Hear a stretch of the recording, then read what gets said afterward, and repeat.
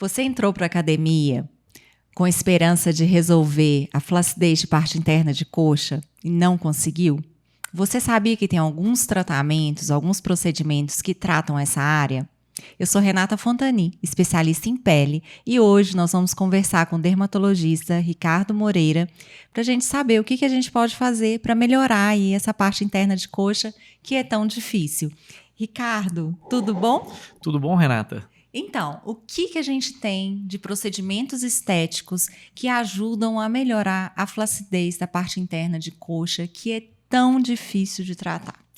Renata, a primeira coisa que a gente tem que fazer é avaliar bem essa parte interna da coxa da paciente. Por que eu falo isso? Porque você pode ter nessa localização tanto ainda um excesso de gordura, por exemplo, e aí você vai ter que direcionar tratamentos para esse excesso de gordura, porque às vezes a pessoa emagrece como um todo, mas essa parte interna da coxa ainda não emagreceu. É uma parte difícil, né? Difícil.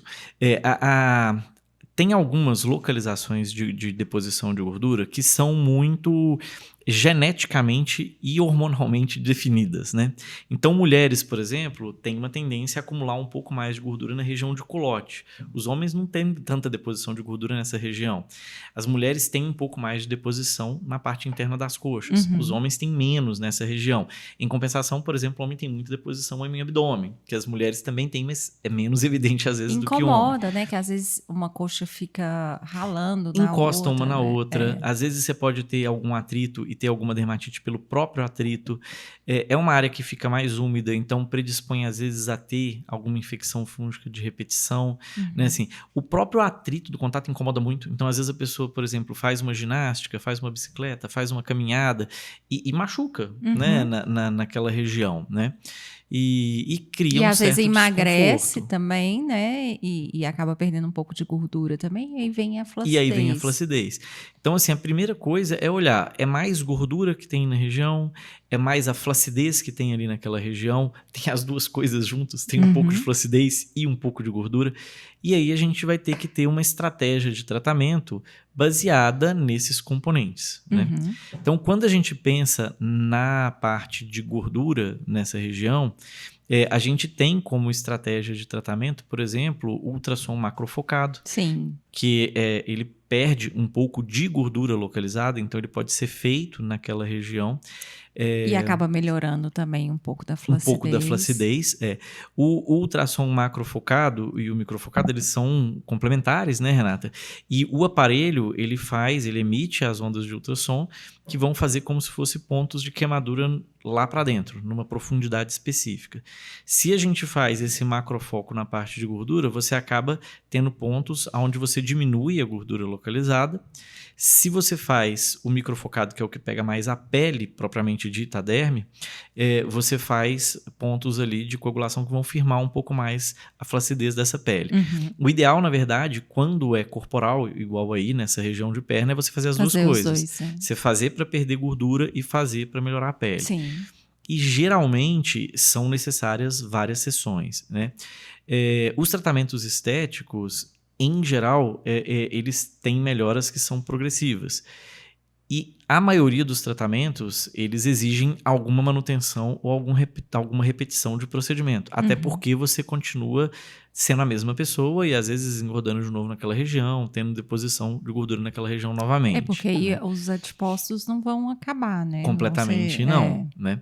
Então você tem a estratégia, por exemplo, do ultrassom macro e microfocado, que ajudam a melhorar a gordura, ajudam a melhorar a textura, a flacidez da pele. Tem a rádio, né? A radiofrequência. Sim, você tem a opção da radiofrequência, que também ajuda na flacidez, né?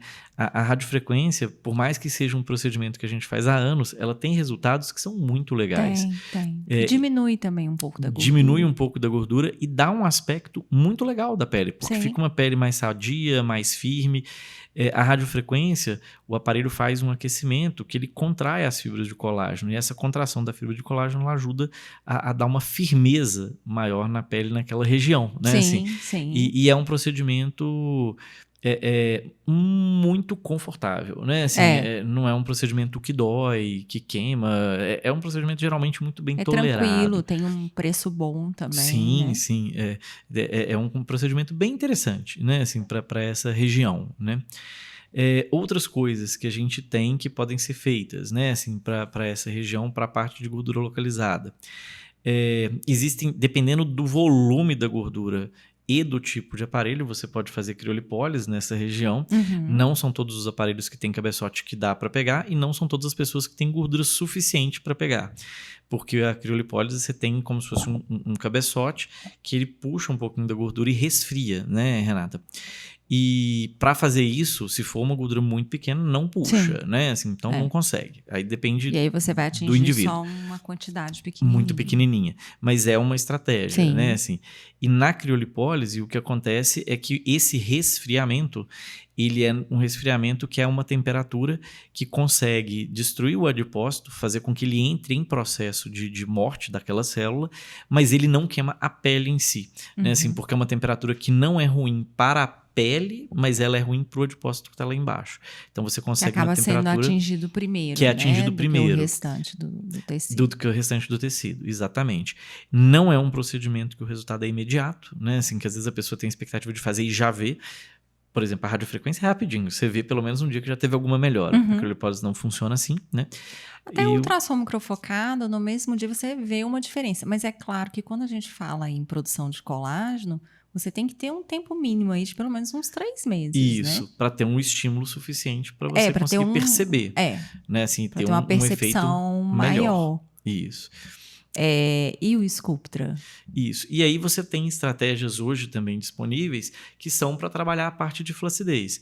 Então, por exemplo, o ácido polilático, que é o mais famoso, é o Sculptra, né? Assim, ele ajuda muito na estimulação de colágeno.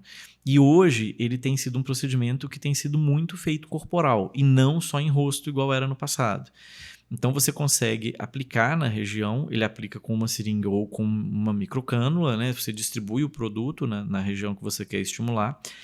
E esse ácido polilático, o pozinho material que ele é feito, em contato com as células do seu organismo, da sua pele, eles fazem com que a pele da derme produza mais colágeno. Então a pele fica uma pele mais firme, uma pele que acaba segurando um pouco mais aquela gordura localizada e melhora o aspecto também da gordura e da flacidez naquela região. E esses procedimentos, Ricardo, eles acabam melhorando um pouco, assim, de quebra da celulite também, né? Também. Se a pessoa tem uma pele muito irregular, né, uma celulite, não aquela celulite muito profunda, mas aquela celulite que é de irregularidade leve, ela também tende a melhorar nesses procedimentos que estimulam a produção de colágeno. O Sculptra, Renata, e esses procedimentos de estímulo de colágeno, eles também precisam ser feitos mais de uma sessão. Você não consegue, com uma sessão única, ter um resultado satisfatório.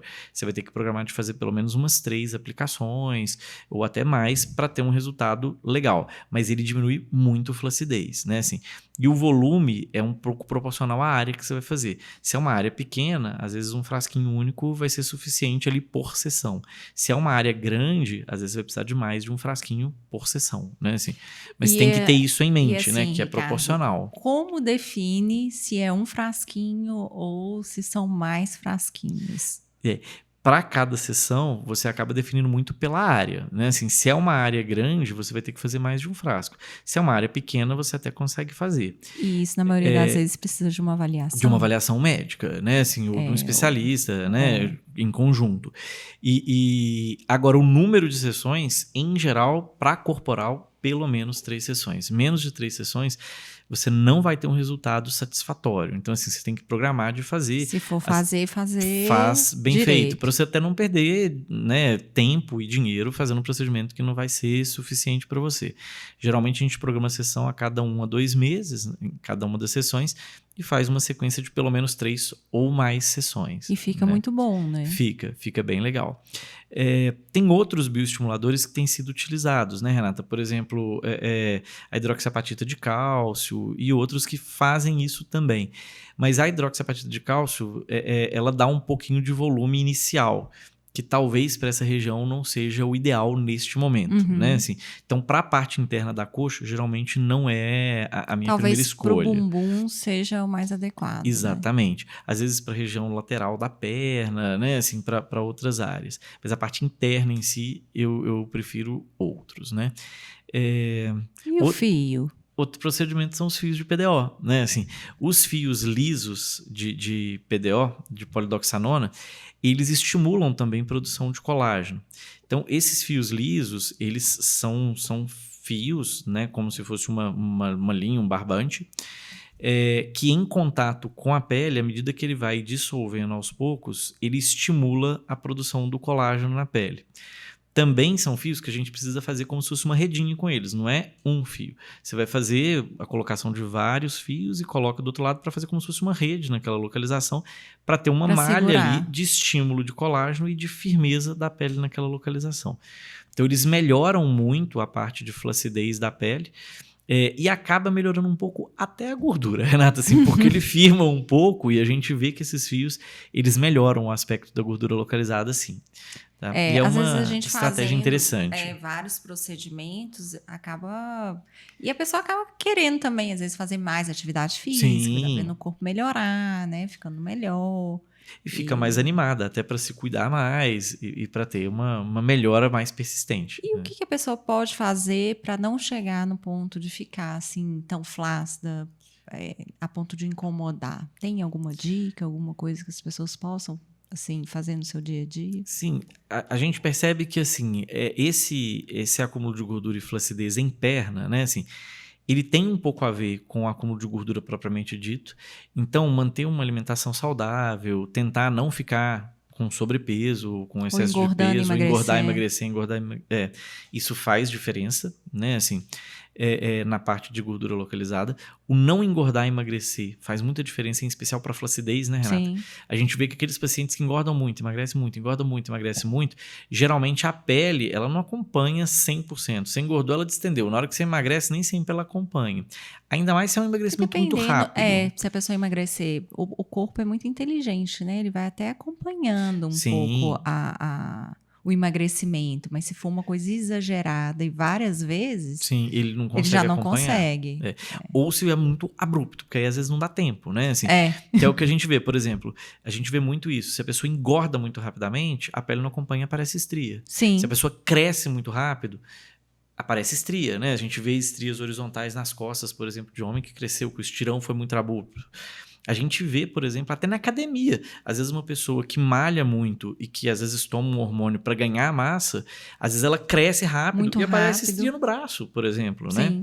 Por quê? Porque não acompanhou. Mas o contrário também é verdade. Se emagrece muito rápido, se perde muito rápido, às vezes murcha, né? Assim, e fica flácido aquela pele naquela região. Perde a massa magra e às vezes não dá conta de acompanhar rápido de novo, né? Exatamente. Então tem que ter cuidado para os dois lados, né? Assim, tanto para não ganhar muito, mas também para não perder rápido demais.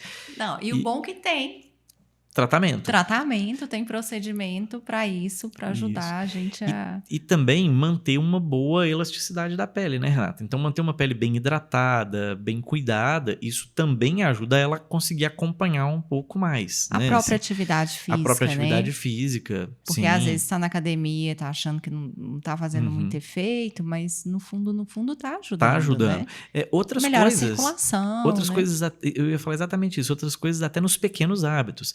Se você pensar, por exemplo, uma pessoa que fuma muito, ela vai ter lesão de microcirculação. Então, ter hábito saudável de não fumar, por exemplo, de fazer atividade física, isso vai ter impacto na pele de uma forma global. Se a pessoa fuma, ela tem uma qualidade de pele pior. Se a pessoa não hidrata bem a pele, ela vai ter uma qualidade de pele pior.